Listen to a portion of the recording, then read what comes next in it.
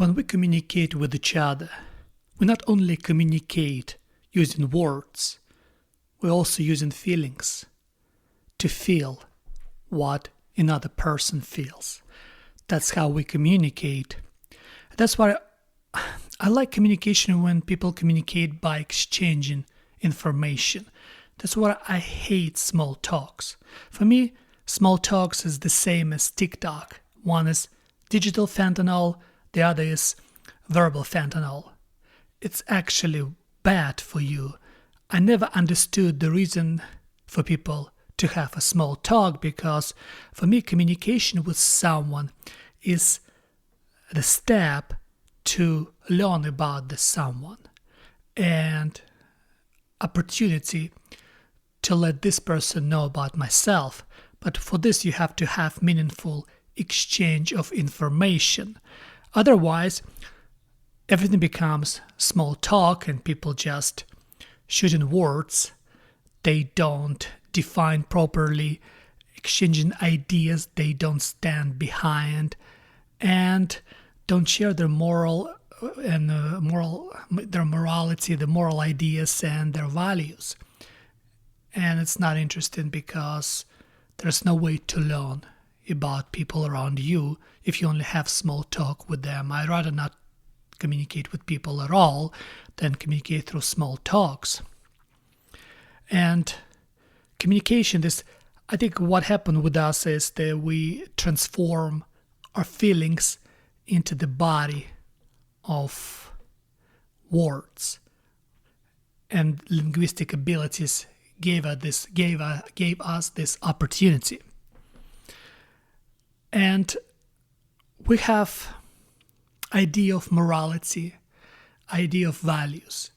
And I think what happened to us on a certain point, we recognized through intelligent observation our mortality.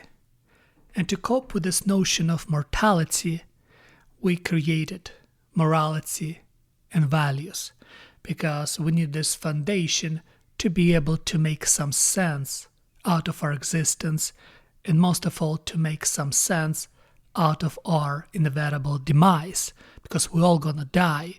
And we created the structure of morality, where to kill is bad, where to steal is bad, when to hurt somebody is bad. And where it comes from theology. We created theology, the idea of God, because we need someone on top of the entire world. We need this foundation. Otherwise, everybody can change their idea of morality, their values, the way they feel comfortable or useful. And by creating this morality, that rooted in theology, some theology became more successful, like Christianity, for example, because on the premises of Christianity, the West was created. And the main idea of Christianity that I really like and admire, that it's my duty not to kill you. It's my duty not to steal from you. That's a great thing, because you assume your values, your morality is your duty to be this way. Of course, unless I have to defend myself and my property, then we have a different conversation. But the greatness of Christianity is that we have our duty before other people, before our country, before our community. That's our duty to be this way. That's our duty not to kill, not to steal, not to be promiscuous.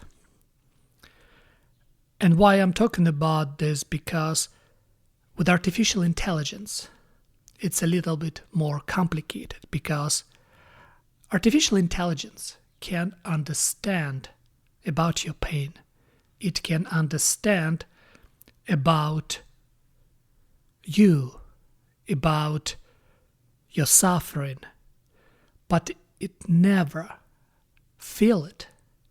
Understanding without feeling is a quite different understanding.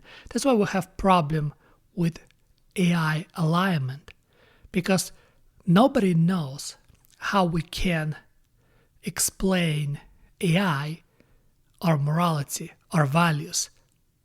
How can you explain something that doesn't die about death, or how you can explain something that doesn't feel pain about pain? It's almost impossible because AI knows data about you, but not you. And that's a little bit different than knowing you. I can read a book about a country and the people of this country. And it's going to be absolutely different idea when I'm actually in that country, communicating with these people. Quite different between reading about something and experience something. AI just reads about us. It doesn't experience us, if it ever will, because it has digital substrate and exists in a different world of the internet. It has different perception of reality. And when we talk about morality, when we're talking about values, we develop those things basic because we recognize of importance to live, to be alive, to stay alive as long as possible. We recognize this. If we, in some part of the world, this thing still not fully recognized and people died over stupid, cruel things. And in the West, under Christian influence, we created this idea of right on life, liberty, and pursuit of happiness. But those ideas of rights, they're not self-evident. They're just based in the theology, in Christianity.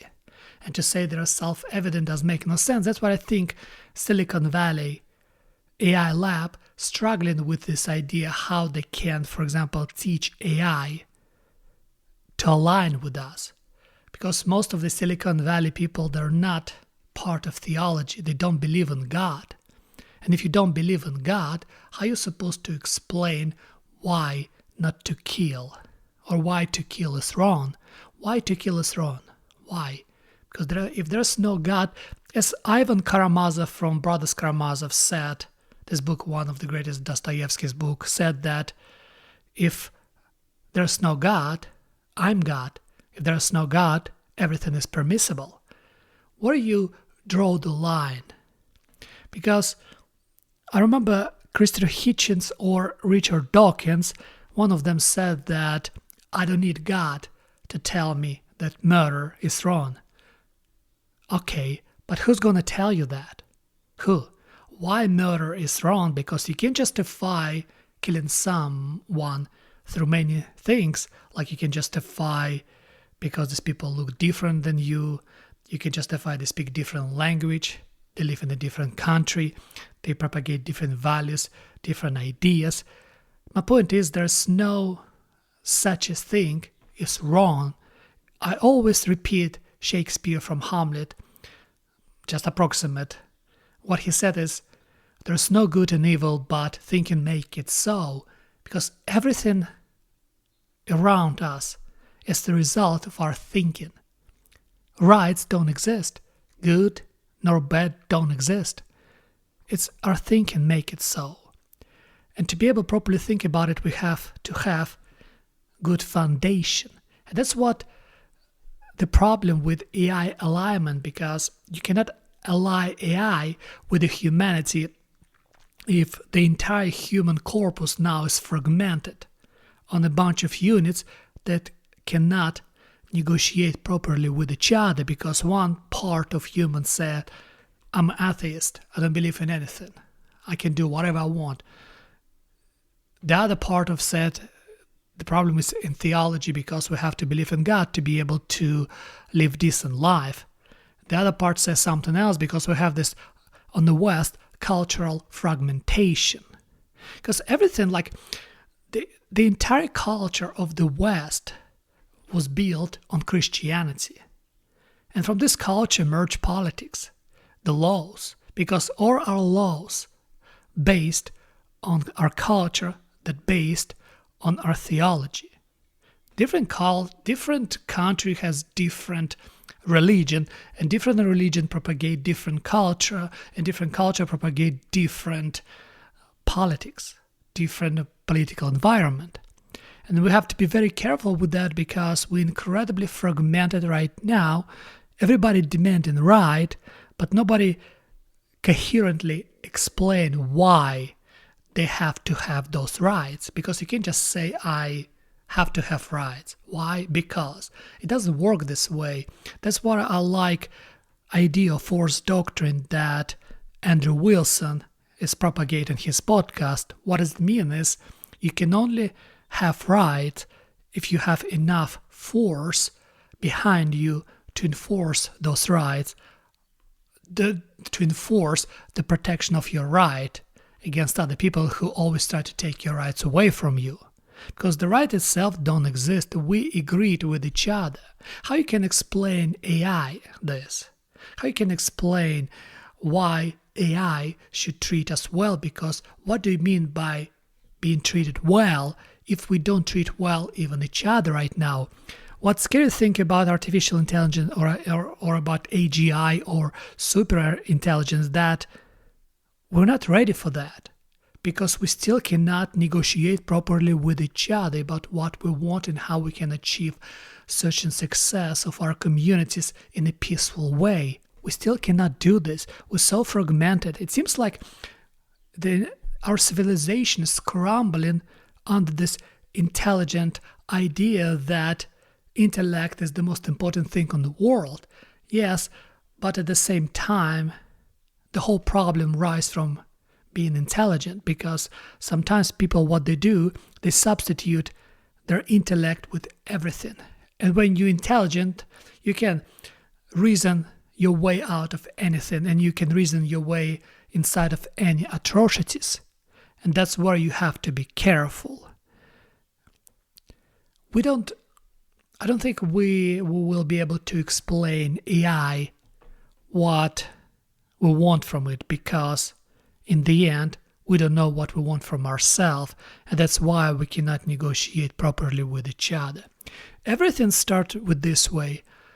You know what you want, and you convey this idea of what you want to other people. And other people tell you what they want, and then you negotiate such a balance in the structure where you can peacefully coexist with each other. And only after that, you can negotiate with artificial intelligence on how you can integrate its agency into your environment. But for now, what we have the West with no theology. It's like everybody like a lot of people in the West reject Christianity outright. And they don't understand why their culture is crumbling, why the politics became so divisive. You rejected the foundation. You tried to destroy the foundation. How are you supposed to live in a tall house, in a tall building, if you destroy the foundation? Of course, the whole house would collapse on your head. Because without foundation, there's nothing. And I truly believe that foundation of the West lies in Christianity. And if more people reject Christian ideas, the West inevitably would collapse, and then AI alignment would be just irrelevant.